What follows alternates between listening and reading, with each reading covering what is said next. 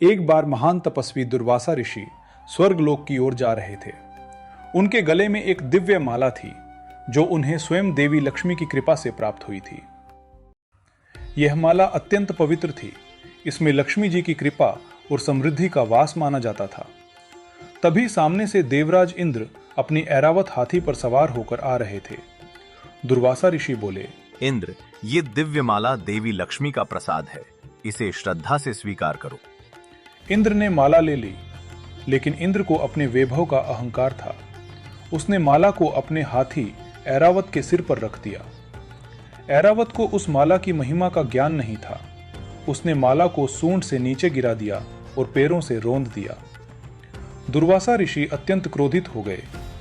इंद्र, तुम अपने वैभव के अहंकार में डूब गए हो। तुमने लक्ष्मी के प्रसाद का अपमान किया है, इसलिए मैं तुम्हें श्राप देता हूं। तुम और सभी देवता लक्ष्मीहीन और शक्तिहीन हो जाओगे।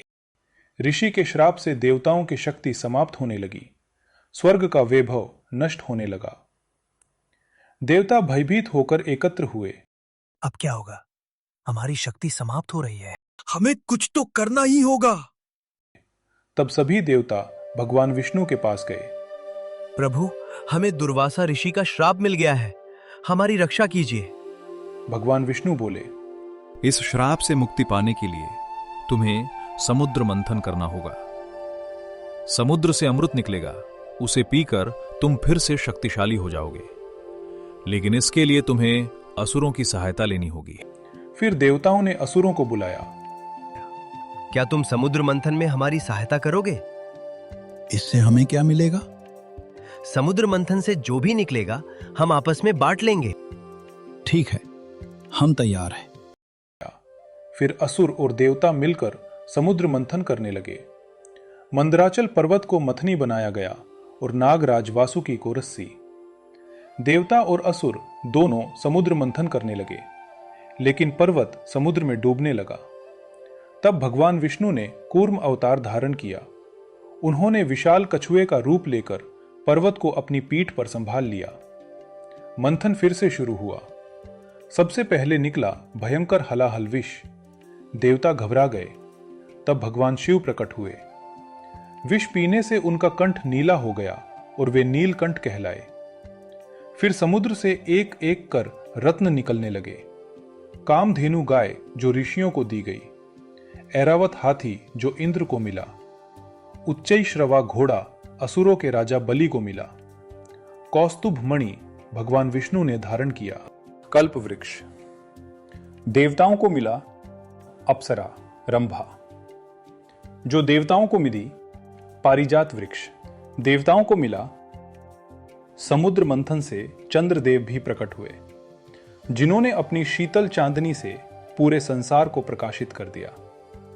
देवी लक्ष्मी, जिन्हें भगवान विष्णु ने अपनी पत्नी के रूप में स्वीकार किया। देवी वारुणी, जिन्हें असुरों ने दिया। पंचजन्य शंख, जो भगवान विष्णु को मिला। और अंत में भगवान धन्वंतरी अमृत कलश लेकर प्रकट। अमृत देखते ही असुर उसे छीनने लगे और लेकर भागने लगे। तब भगवान विष्णु ने सुंदर स्त्री का रूप धारण किया। यह था मोहिनी अवतार।